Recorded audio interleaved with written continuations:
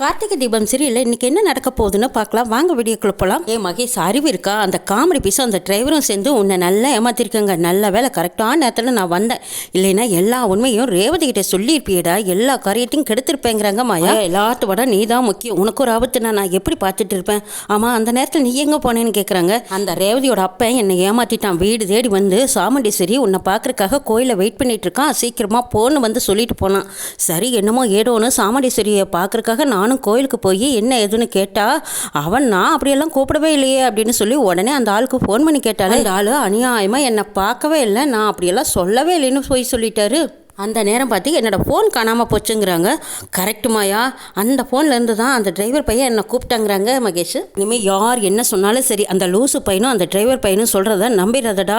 நாம் எப்படியோ நல்ல வேலை அவங்க வலையில் சிக்காமல் தப்பிச்சு வந்துட்டோம், அது வரைக்கும் சந்தோஷம். இனிமேல் கவனமாக இருக்கணும்னு சொல்லிட்டு இருக்கும்போது சந்திரா உள்ளே வராங்க. மாயா, என்ன நடந்தது? ரூமில் போய் தனியாக பேசிட்டு வந்தேன், அப்புறம் பதட்டத்தோடு வந்தியே, என்னாச்சுன்னு கேட்குறாங்க சந்திரா. நடந்த விவரங்கள் அத்தனையும் மாயா சொல்லிட்டு இருக்காங்க. அட்டோ அப்பா, இவ்வளோ விஷயங்கள் நடந்திருக்கா? உண்மை மட்டும் ரேவதி தெரிஞ்சது நிச்சயமாக கல்யாணம் வேண்டான்னு சொல்லியிருப்பா. நல்ல வேலை தப்பிச்சிங்க. நாளைக்கு என் வீட்டுக்காரரு ஜெயிலேருந்து வந்துடுவார். நாளைக்கு அவர் வந்துடுவார், நீங்கள் ஒன்றும் பயப்படாதீங்க, தைரியமாக இருங்கன்னு சொல்லிட்டு போகிறாங்க சந்திரா. மகேஷ் மறுபடியும் மாயா கிட்ட சொல்கிறாங்க, எனக்கு சொத்தும் வேண்டாம், அந்த ரேவதியும் வேண்டாம், நம்ம ரெண்டு பேரும் எங்காவது கண்காணாத இடத்துல போய் சந்தோஷமாக வாழலான்னு கேட்குறாங்க. அறிவு கெட்ட முட்டாள், வாழ்க்கைக்கு பணம் வேணுண்டா. இவ்வளவு நாளாக வேலை செய்யாமல் அழுகாமல் நோகாமல் நொங்கு சாப்பிட்டோம், போய் கஷ்டமான வேலையெல்லாம் செய்ய முடியுமாடா? இன்னும் 2 நாள் பொறுமையாக இரு, அதுக்கப்புறமா சாமுண்டீஸ்வரிக்கு மருமகன் ஆயிட்டினா காசு பணம் சொத்து எல்லாம் நம்ம கைக்கு வந்துடும். நாம நினைச்ச மாதிரி 2 பேரும் சந்தோஷமா இருக்கலாம். அந்த சிவனாண்டி சந்திரா இவங்க எல்லாரும் நம்மளுக்கு சப்போர்ட்டா இருக்கும்போது நம்மளுக்கு எந்த பிரச்சனையும் வராது. எந்த பிரச்சனை வந்தாலும் அவங்களுக்கு வந்ததா நினைச்சு அவங்க பார்த்துக்குவாங்கடா. நீ ஒன்றும் பயப்படாத, தைரியமா இருங்கிறாங்க. அப்பாடா, நீ சொன்னதுக்கு அப்புறமா இப்போ எனக்கு தைரியமா இருக்கு. சரி, சொன்ன மாதிரியே நான் நடந்துக்கிறேங்கிறாங்க மகேஷ். கார்த்தி ஃபங்க்ஷனுக்கு போறதுக்காக ட்ரெஸ் எடுத்துட்டு வராங்க. கையில் 2 கையிலும் மருதாணி வச்சிருக்கிறதுனால அந்த நேரம் பார்த்து ரேவதியோட ஃப்ரெண்டு ஃபோன் அடிச்சிடுறாங்க. எனக்கு ஹெல்ப் பண்ண முடியுமா? ஃபோன் அட்டன் பண்ணி என் காதில் வைங்கிறாங்க. கார்த்தியும் சரின்னு காதில் வச்சுக்கிட்டு இருக்காங்க. ரேவதி சந்தோஷமா சிரிச்சு பேசுறாங்க. பின்னாடி வந்த மயில் வாகனம் பார்த்துட்டு கார்த்தியும் ரேவதியும் இவ்வளவு க்ளோஸா பக்கமா நின்று பேசிட்டு இருக்காங்களே. ஆஹா, பரவாயில்ல, நம்ம நினைச்ச மாதிரியே கார்த்தியும் ரேவதி ரொம்ப சந்தோஷமா இருக்காங்கன்னு நினைக்கிறாங்க. கார்த்தி வெளியில வந்ததும் மயில் வாகனம், அடடா உள்ள நடந்ததெல்லாம் நான் பார்த்தேங்கிறாங்க. அட, என்ன உள்ள நடந்தது? என்னங்க அறகுறையா பார்த்துட்டு ஏதாவது உளறிக்கிட்டு இருக்காதீங்க, கொஞ்சம் பேசாம அமைதியா இருங்க, அப்படியெல்லாம் நீங்க நினைக்கிற மாதிரி எதுவும் நடக்கலைங்கிறாங்க கார்த்தி. அட ஏப்பா, நீங்க 2 பேரும் பக்கமா நின்று சந்தோஷமா நிக்கிறத பார்த்துட்டு என் மனசுல அவ்வளவு கற்பனை ஓடிச்சு. நீ என்னடா போசுக்குன்னு சுக்குனோர இப்படி உடச்சிட்டேங்கிறாங்க மயில் வாகனம். இங்க கற்பனையில மதக்கறக்கெல்லாம் நான் காரணம் இல்லைன்னு சொல்லிட்டு போறாங்க கார்த்தி. அடைச்சி சிலம்பு இப்படி பொசுக்குன்னு சொல்லிட்டானே. எப்படியோ என்னோட கற்பனையில வந்த மாதிரியே கார்த்தியும் ரேவதியும் கல்யாணம் பண்ணிக்கிட்டு சந்தோஷமா இருக்கணும். கடவுளை இதை நீ நல்லபடியா நடத்தி கொடுன்னு வேண்டிக்கிறாங்க மயில் வாகனம். சாமுண்டீஸ்வரி கார்த்தியை கூப்பிட்டு மண்டபத்தில் எல்லா வேலையும் தன்னால நடந்துட்டு இருக்கா. ஸ்டேஜ் அலங்காரம், கேட்டரிங் ஸ்டாப்ஸ் இவங்க எல்லாரும் வந்துட்டாங்களாங்கிறாங்க. எல்லாரும் வந்துட்டாங்க, எல்லாம் நான் பார்த்துக்கிறேன் மேடம்ங்கிறாங்க. இவங்க பேசிட்டு இருக்கும்போது சிவனாண்டி வராரு. சிவனாண்டியை பார்த்ததும் மயில் வாகனம் ராஜா கிட்ட சொல்றாங்க, என்னது இவன் வந்து நிற்கிறானே, இப்போ நல்ல நேரத்தில் கரடி பூந்த மாதிரின்னு சொல்லுவாங்களே, அந்த மாதிரி ஒரு நல்ல விசேஷம் நடக்கும்போது வந்துட்டானேங்கிறாங்க.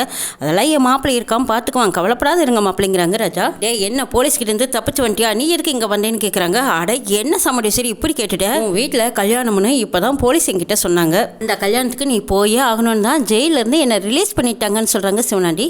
என்ன சாமுண்டீஸ்வரி இப்படி கேட்குற? நான் ஜாமீனில் தான் வெளியே வந்தேன். அப்படியா, சரி சரி வா, கல்யாணத்துக்கு வந்துட்டு நல்ல பல வகையான சாப்பாடு ஐட்டங்களெல்லாம் போடுவோம், நல்லா சாப்பிட்டு போகும்போது உனக்கு ஒரு சில்வர் பாத்திரம் கொடுப்போம், அந்த பாத்திரத்தை நீ வச்சுக்கிட்டீங்கன்னா கடைசி காலத்தில் அது பிச்சு எடுக்க உனக்கு உதவுங்கிறாங்க சாமுண்டீஸ்வரி. சாமுண்டீஸ்வரி, நீ நினச்ச மாதிரியே நாளைக்கு காலையில் கண்டிப்பாக நான் கல்யாணத்துக்கு வருவேன், ஆனால் அந்த இடத்துக்கு உனக்கு ஒரு இன்ப அதிர்ச்சி தரப்போறேங்கிறாங்க சிவனாண்டி. ஓ அப்படியா, நீ எனக்கு இன்ப அதிர்ச்சி தரப்போறியா? ஆனால் அந்த கல்யாணத்தில் நான் எப்படி உனக்கு இன்ப அதிர்ச்சி தரப்போறேன்னு அதை மட்டும் நீ பாருங்கிறாங்க சாமுண்டீஸ்வரி. மயில் வாகனம் ராஜா கிட்ட சொல்றாங்க, ஆளுக்கு அதிர்ச்சி கொடுக்குறேன்னு சொல்றாங்களே, என்ன பண்ண போறாங்கன்னு தெரியலையேங்கிறாங்க. ஆமா, ரேவதி கல்யாணத்தை வச்சுக்கிட்டு ஆளுக்கு ஏதோ விளையாட்டு பண்ணிட்டு இருக்காங்க, என்ன நடக்க போதோ எனக்கும் தெரியலைங்கிறாங்க ராஜா. ஆனா எது நடக்குதோ இல்லையோ மொத்தத்தில் எப்படியோ கார்த்தி தான் ரேவதி கழுத்தில் தாலி கட்டணும், அதுதான் நடக்கணுங்கிறாங்க மயில் வாகனம். மல்லிகா டாக்டர் சாமுண்டீஸ்வரிக்கு போன பண்ணி உங்ககிட்ட நான் தனியா பேசணும், நம்ம வழக்கமா சந்திக்கிற கோயிலுக்கு வாங்குறாங்க. சரி வரேன்னு சொல்லிட்டு கார்த்திகிட்ட கார் சாவி வாங்கி கார் ஓட்டிக்கிட்டு வராங்க சாமுண்டீஸ்வரி. சந்திரா ஒளிஞ்சு நின்று பார்த்துட்டு, அக்கா எங்க தனியா போறா? சரி என்ன மேட்டரா இருந்தாலும் இருந்தாலும் சரி பின்னாடியே போய் நாமளும் தெரிஞ்சுக்கலான்ட்டு போறாங்க. சாமுண்டீஸ்வரி கோயிலுக்கு போனதும் மல்லிகாவும் சாமுண்டீஸ்வரியும் பேசிட்டு இருக்கிறத ஒளிஞ்சு நின்று ஒட்டி கேட்டுட்டு இருக்கிறாங்க சந்திரா. சாமுண்டீஸ்வரி, உனக்கு அறிவு இருக்கா இல்லையா? அந்த மகேஷ் மாயாவோட தப்பான உறவை பத்தி நான் சொல்லியிருக்கேன். அவள் அடிக்கடி என்கிட்ட தான் வந்து அபார்ஷன் பண்ணியிருக்கான்னு சொல்லியிருக்கேன். அப்படி இருந்தும் கல்யாண ஏற்பாடெல்லாம் பண்ணிட்டு இருக்கே, உனக்கு என்ன பைத்தியமான்னு கேட்குறாங்க மல்லிகா. இதெல்லாம் கேட்டுட்டு இருந்த சந்திரா, அச்சோ எல்லா உண்மையும் அக்காவுக்கும் தெரியுமா அப்படின்னு பயந்து நிற்கிறாங்க. சாமுண்டீஸ்வரி மல்லிகா கிட்ட தான் ஒரு முடிவோடு இருக்கிறதாவும் அதை ரகசியமா வச்சிருக்கிறதாவும் சொல்லிட்டு வீட்டுக்கு வராங்க. ரேவதியை மண்டபத்துக்கு அழைச்சிட்டு போறதுக்கு கார் ரெடியா இருக்கு. ஊர்வலத்துக்கு தயாராயிட்டாங்க. ரேவதி உட்கார போற நேரத்தில் மகேஷ் மாயா 2 பேரும் அப்படியே கெஸ் வாங்க மூச்சு வாங்க ஓடி வந்து நிற்கிறாங்க. சாரி மேடம், வரதுக்கு கொஞ்சம் லேட் ஆயிடுச்சுன்னு ஓடி வராங்க. அப்படியா, பரவாயில்ல இருக்கட்டும்ங்கிறாங்க சாமுண்டீஸ்வரி. சரி மாப்பிள்ள தான் வந்துட்டாருல, மாலையை போடுங்கன்னு சொல்றாங்க. மயில் வாகனம் மகேஷ் கையில கொண்டுகிட்டு போய் மாலையை கொடுத்துட்டு, இந்த அவனுக்கு மாலையெல்லாம் ஒரு கேடுன்னு சொல்லி கொடுத்துட்டு வராங்க. அதிகம் வெக்கமே இல்லாம மகேஷ் மாலையை வாங்கி கழுத்துல போட்டுக்கிறாங்க. மகேஷ், நீ போய் ரேவதி பக்கத்துல கார்ல உட்காருங்கிறாங்க மாயா. இல்ல வேண்டாம் இருக்கட்டுங்கிறாங்க சாமுண்டீஸ்வரி. திக்குன்னு ஆகிருது மாயாவுக்கும் மகேஷ்க்கும். என்னாச்சு, அத்தையே அவனை கார்ல ஏற வேண்டாம்னு சொல்றாங்க? அவனை பத்தி நம்மளுக்கு மட்டும்தானே தெரியும். அத்தை சொல்றத பார்த்தா ஏதோ ஒரு டிஸ்ட் இருக்கும் போல இருக்குங்கிறாங்க. ஆமா மாப்பிள்ள, எனக்கும் அதான் சந்தேகமா இருக்குதுங்கிறாங்க ராஜா. பொண்ணு மாப்பிள்ள தானே ஊர்வலம் போறது வழக்கங்கிறாங்க மாயா. ஆமா, அது வழக்கம் தான். பொண்ணு கழுத்துல தாலியை கட்டி புருஷ மண்டாட்டி ஆனதுக்கு அப்புறம் தான் சேர்ந்து ஊர்வலம் போவாங்க. இது பொண்ணு அழைப்பு, அதனால ரேவதி மட்டும்தான் வீட்டுல இருந்து கார்ல போகணும்னு சொல்லிடுறாங்க சாமுண்டீஸ்வரி. ஓ அப்படியா அப்படின்னு மூக்கு உடச்சிக்கிட்டு நிக்கிறாங்க மாயா. பொண்ணுக்கு மட்டும்தான் ஊர்வலம், நீங்க நேரம் மண்டபத்துக்கு வந்துருங்கன்னு சொன்னதும் மாயாவும் மகேஷும் மறுபடியும் கெஸ் வாங்க மண்டபத்துக்கு மாலையும் கழுத்துமா போய் நிக்கிறாங்க. மகேஷ், வெளியில விட்டா தானே ஆபத்து, பக்கத்துலயே மாலையும் கழுத்துமா நிக்க வச்சுட்டா பேசாம அமைதியா நின்றுதான் ஆகணும். இல்லைன்னா சிவனாண்டி கூட சேர்ந்துக்கிட்டு இந்த கல்யாணத்தை நேரத்திற்கு ஏதாவது திட்டம் போடுவேன். அதுக்காக தான் உனக்கு இப்படி ஒரு வேலையை கொடுத்து வச்சிருக்கேன்னு நினைக்கிறாங்க சாமுண்டீஸ்வரி. இன்னும் மாப்பிள்ளையே மண்டபத்துக்கு வந்துட்டாங்க. நல்ல நேரத்தில் ஆரத்தி எடுத்து மண்டபத்துக்குள்ள கூப்பிடுங்கன்னு ஒரு பெரியவங்க சொல்றாங்க. இதை கேட்டதும் இன்னொருத்தர் ஆரத்தி எடுக்கிறதுக்கு வராங்க.